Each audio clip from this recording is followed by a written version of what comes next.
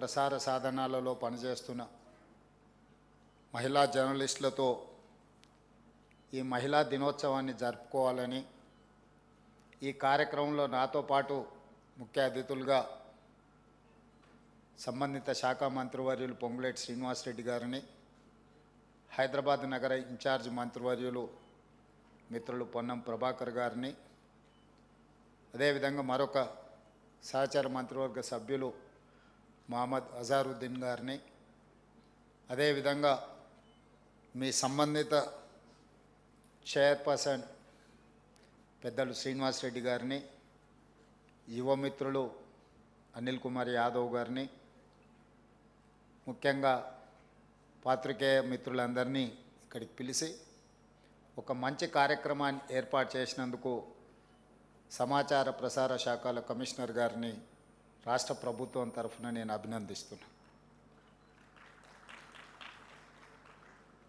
ప్రతిసారి మహిళా దినోత్సవం అంటే వేలాది మంది ఆడబిడ్డల్ని ఆహ్వానించి ఒక కార్యక్రమాన్ని ఏర్పాటు చేసి రాష్ట్ర ప్రభుత్వం చేపడుతున్న సంక్షేమ అభివృద్ధి కార్యక్రమాలతో పాటు స్వయం సహాయక సంఘాల పేరు మీద రాష్ట్ర అభివృద్ధిలో భాగస్వాములైన మహిళలందరినీ వాళ్ళ చేతి వృత్తుల నైపుణ్యాన్ని ప్రదర్శించే కార్యక్రమాన్ని గత 2 సంవత్సరాలు రాష్ట్ర ప్రభుత్వం తీసుకోవడం జరిగింది. ఈసారి మంత్రివర్యులు శ్రీనివాసరెడ్డి గారు ఒక సూచన చేసింది. ఈ మధ్యకాలంలో జర్నలిస్టుల గుర్తింపు కార్డు కానీ మిగతా అంశాలు ప్రస్తావించినప్పుడు మహిళా జర్నలిస్టుల గురించి కూడా చర్చ వచ్చింది.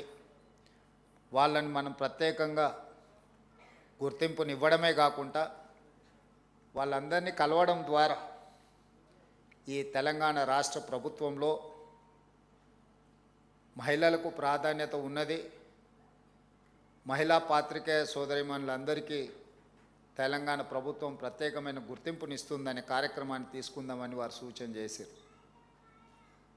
ఈ దేశానికి రాష్ట్రపతిగా, ఈ దేశానికి ప్రధానమంత్రిగా, ఈ దేశానికి లోక్సభ స్పీకర్గా, వివిధ రాష్ట్రాలకు ముఖ్యమంత్రులుగా, పార్టీకి మహిళనే అధ్యక్షురాలుగా, ఈ దేశంలో ఏ పదవైనా మహిళలకు ఇచ్చిన రాజకీయ పార్టీ కాంగ్రెస్ పార్టీ.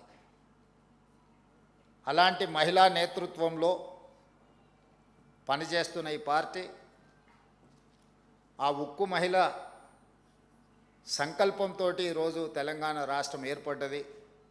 ఏర్పడ్డ తెలంగాణ రాష్ట్రానికి తెలంగాణ తల్లిని ఒక స్ఫూర్తిగా తీసుకొని మన ప్రభుత్వం నడుస్తున్నప్పుడు మహిళలకు ఇవ్వవలసిన గౌరవం, సరైన గుర్తింపునివ్వాలి అని మా ప్రభుత్వం భావిస్తున్నది. అందుకే ఈనాడు మంత్రివర్గం నుంచి మొదలు పెడితే మహిళా అధికారుల వరకు, ఎస్పీలు కావచ్చు, జిల్లా కలెక్టర్లు కావచ్చు, వివిధ శాఖలకు ప్రత్యేక అధికారులను కావచ్చు, ఎక్కడ ఏ అవకాశం వచ్చినా పోలీస్ శాఖ కానీ వివిధ శాఖలకు మహిళా అధికారులను నియమిస్తూనే వస్తున్నాం. నాకంటే జర్నలిస్టులు మీరు ఆ లెక్కలను ఎప్పుడైనా చూడొచ్చు. ఏసీబీ, విజిలెన్స్ అండ్ ఎన్ఫోర్స్మెంట్ ముఖ్యమైన శాఖలకు ఈరోజు మహిళా ఐపీఎస్ అధికారులు ఈరోజు బాధ్యత వహిస్తున్నారు. అదేవిధంగా హైదరాబాద్ లాంటి కీలకమైన నగరానికి, జిల్లాకి ఒక మహిళా కలెక్టర్గా ఈరోజు అత్యంత కీలకమైన బాధ్యతలు పోషిస్తున్నారు. ఎస్ఐబిలో ఎప్పుడూ పురుషులే అధికారులుగా వ్యవహరిస్తారు. కానీ ఎస్ఐబిలో ఐజీగా ఈరోజు ఒక మహిళా అధికారిని నియమిస్తే ఆ మహిళా అధికారి నేతృత్వంలో ఈ మధ్యకాలంలో 700 పైగా నక్సలైట్లను సరెండర్ చేయడంలో ఆ మహిళా అధికారి ఒక ప్రత్యేకమైన పాత్ర పోషించి, అవకాశం ఇచ్చినప్పుడే ఎవరైనా తమ సామర్థ్యాన్ని నిరూపించుకోవడానికి అవకాశం ఉంటుంది. చాలామందికి వాద పటిమ ఉండొచ్చు, చాలామందికి రాయగలిగిన శక్తి ఉండొచ్చు, చాలామందికి మాట్లాడడానికి అవగాహన కూడా ఉండొచ్చు. చట్టసభలకు వచ్చినప్పుడు, పాత్రికేయ మిత్రులుగా అవకాశం కలిగినప్పుడు, వివిధ సందర్భాలలోనే వాళ్ళకున్న శక్తి కానీ వాళ్ళకున్న సామర్థ్యం కానీ సమాజానికి తెలియడం జరుగుతుంది. అందుకే ఈ ప్రభుత్వం అవకాశం ఇచ్చి చూస్తుంది. అవకాశాన్ని సద్వినియోగం చేసుకున్న వాళ్ళు ఉన్నత శిఖరాలకు ఎదగడానికి అవకాశం ఉంది. అందుకే ఈనాడు ఇందిరమ్మ ఇల్లు ఇచ్చిన మహిళల పేరు మీదనే ఇచ్చినాం. ఆర్టీసీ బస్సులో మహిళల ఉచిత ప్రయాణం గురించే మనం మాట్లాడుకుంటున్నాం. కానీ అదే స్వయం సహాయక మహిళలకు తెలంగాణ రాష్ట్రంలో 1000 బస్సుల యజమానులను చేసి ఈరోజు ఆ మహిళా సంఘాలు ఆర్టీసీకి 1000 బస్సులను ఈరోజు నడపగలుగుతున్నారంటే ఒక కార్పొరేట్ కంపెనీలతో ఈరోజు పోటీ పడే విధంగా మహిళా సంఘాలకు తెలంగాణ రాష్ట్ర ప్రభుత్వం అవకాశం ఇచ్చింది. మహిళల్ని బస్సుల్లో ఉచిత ప్రయాణం చేస్తారనే చులకనగా చూడకుండా బస్సులకు యజమానులను చేసి ఈరోజు వ్యాపారాలలో రాణించే విధంగా ఈరోజు తెలంగాణ రాష్ట్ర ప్రభుత్వం అవకాశం ఇచ్చింది. రెన్యూబుల్ ఎనర్జీ, సోలార్ ఎనర్జీ గురించి మాట్లాడితే ఎప్పుడు కార్పొరేట్ దిగ్గజాలైన అదానీ, అంబానీ ఇలాంటి సంస్థల గురించే మనం మాట్లాడుకుంటూ ఉంటాం. అందుకే స్వయం సహాయక సంఘాలైన మహిళలకు ఈరోజు 1000 మెగావాట్స్ సోలార్ పవర్ ఉత్పత్తి చేసి మన విద్యుత్ శాఖతో ఒప్పందాలు చేయించి ఈరోజు 1000 మెగావాట్ల సోలార్ విద్యుత్ ఉత్పత్తి చేసే యజమానులుగా ఈరోజు స్వయం సహాయక సంఘాలను ఈరోజు మనం యజమానులుగా మార్చడం జరిగింది. అదే కాకుండా ఈరోజు మనం ఏదైనా వస్తువులు కొనుక్కోవాలనుకుంటే ఆన్లైన్లో అమెజాన్ ప్లాట్ఫామ్ మీద కొనుక్కుంటున్నాం. అలాంటి అమెజాన్లో స్వయం సహాయక సంఘాలు ఉత్పత్తి చేసే వస్తువులను వాళ్ళ వృత్తి నైపుణ్యం, చేతి నైపుణ్యంతో ఉత్పత్తి చేసే వస్తువులను ఈరోజు అమెజాన్ ప్లాట్ఫామ్తో ఒప్పందం చేసి మన మహిళలు తయారు చేస్తున్న వస్తువులను అమెజాన్ ప్లాట్ఫామ్ మీద అంతర్జాతీయ స్థాయిలో వాటికి గుర్తింపు వచ్చే విధంగా ఈరోజు అమెజాన్ ఒప్పించి తెలంగాణ రాష్ట్ర ప్రభుత్వం ఈ మహిళలు తయారు చేస్తున్న వస్తువులను అక్కడ పెట్టించడం జరిగింది. ఇప్పటివరకు ఓన్లీ కార్పొరేట్ మల్టీనేషనల్ కంపెనీలు తయారు చేసిన వస్తువులు అమెజాన్ ప్లాట్ఫామ్ మీద మనం చూస్తూ వచ్చినాం. కానీ ఈనాడు మన తెలంగాణ మహిళలు తయారు చేస్తున్న వృత్తి నైపుణ్యము, చేతి వృత్తులను, కుల వృత్తులతో తయారు చేసిన వాటిని ఈరోజు అమెజాన్లో మనం ప్రపంచానికి అందుబాటులోకి తీసుకొచ్చినాం. అదేవిధంగా ఈరోజు మహిళలలో ఉన్న టాలెంట్ను గుర్తించాలి, వాళ్ళకు అండగా నిలబడాలన్న ఆలోచనతోటి హైటెక్ సిటీ అని అంటే ప్రతి ఒక్కరూ మైక్రోసాఫ్ట్, ఇన్ఫోసిస్, విప్రో ఇలాంటి కార్పొరేట్ కంపెనీల గురించే మనం మాట్లాడుకుంటున్నాం. ఆ చుట్టుముట్టుతో ఉన్న ఐటీ కంపెనీల గురించి, అంతర్జాతీయ సంస్థల గురించి మాత్రమే మనం చర్చించుకుంటున్నాం. ఎగ్జాక్ట్గా హైటెక్ సిటీ పక్కన 3.5 ఎకరాలలో దాదాపుగా 1000 కోట్ల స్థలాన్ని 150 స్టాల్స్ ఈరోజు వాళ్లకు మహిళా సంఘాలకి ఇందిరా మహిళా శక్తి బజార్ అని పెట్టి 150 షాప్స్ని అక్కడ పెట్టి తండాలలో, గూడాలలో, మారుమూల పల్లెల్లో మహిళలు ఉత్పత్తి చేస్తున్న వస్తువులను అక్కడ అమ్మకానికి అవకాశం కల్పించి ఈ ఐటీ కార్పొరేట్ దిగ్గజ కంపెనీలతో పోటీగా ఈరోజు అంతర్జాతీయ స్థాయిలో అక్కడ ఒక వేదిక కల్పించినాం. ఈరోజు వాళ్ళలో ఉన్న నైపుణ్యాన్ని గుర్తించాలి, ఆ లోకల్ టాలెంట్ని గ్లోబల్ టాలెంట్గా తీర్చిదిద్దడానికి ఈరోజు హైటెక్ సిటీ పక్కన మహిళలకు ఒక గొప్ప అవకాశం ఇచ్చినాం. ఇలాంటివి ఎన్నో ఎక్కడైనా ప్రపంచ దేశాలు, అభివృద్ధి చెందిన దేశాలను చూడండి. మీరంతా senior journalist and working journalist, మీకు విశ్లేషించే విచక్షణ పరిజ్ఞానం మిగతా వాళ్ళకంటే కొంచెం ఎక్కువనే ఉంటుంది. ఏ దేశమైతే ఆర్థికంగా ఎదిగిందో, ఏ దేశమైతే ఎదిగిన అభివృద్ధి చెందిన దేశాలుగా ఈరోజు ప్రపంచంలో గుర్తింపు పొందుతున్నాయో ఆయా దేశాలలో మహిళ యొక్క ఆర్థిక శక్తి పెరిగినప్పుడే ఆ దేశం అభివృద్ధి చెందిన దేశంగా గుర్తింపు పొందింది. మన దేశంలో మహిళల యొక్క శ్రమకు గుర్తింపు లేదు, శ్రమకు తగ్గ ఫలితము లేదు.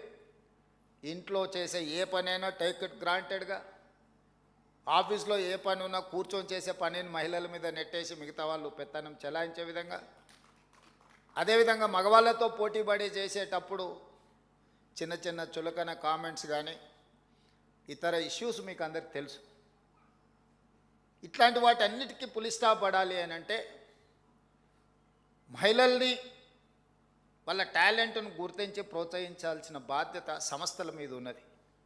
వ్యక్తులుగా మనం కొన్ని చేయలేం, వ్యవస్థగా మనం పని చేసినప్పుడు తప్పకుండా మనం ఆ టాలెంట్ని గుర్తించి అవకాశం కల్పించడానికి అవకాశం ఉంటుంది. జర్నలిజం గురించి నేను చెప్పాలి అని అంటే నాకున్న పరిమితమైన అవగాహనతో ఆనాడు దేశ స్వతంత్రం కోసం కొట్లాడుతున్నప్పుడు యంగ్ ఇండియా అనే పత్రికను మహాత్మా గాంధీ గారు నడిపించారు.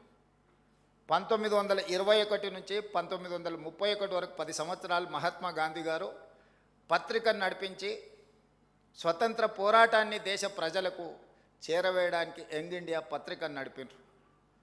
అదే సమయంలో పండిత్ జవహర్లాల్ నెహ్రూ గారు దేశ స్వతంత్ర పోరాటాలనే కాకుండా పాలసీలను ప్రజలకు తెలియజెప్పాలి, ఈ దేశ ప్రజలకు దేశాన్ని నడిపించుకునే శక్తి ఉన్నది, జ్ఞానం ఉన్నదని నేషనల్ హెరాల్డ్ పత్రికను పండిత్ జవహర్లాల్ నెహ్రూ గారు నడిపించారు. మన ప్రాంతానికి వస్తే సాయుధ రైతాంగ పోరాట సమయంలో సురవరం ప్రతాప్ రెడ్డి గారు గోల్కొండ పత్రికను నడిపించడం జరిగింది.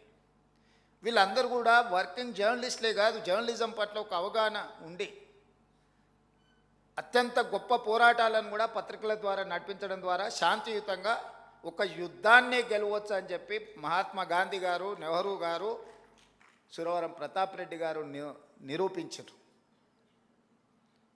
యుద్ధం అంటే ఆయుధాలతో చేసేదే యుద్ధం అని కొంతమంది అనుకుంటారు. ఆయుధాలతో చేసే యుద్ధము విషాదంతో ముగుస్తుంది.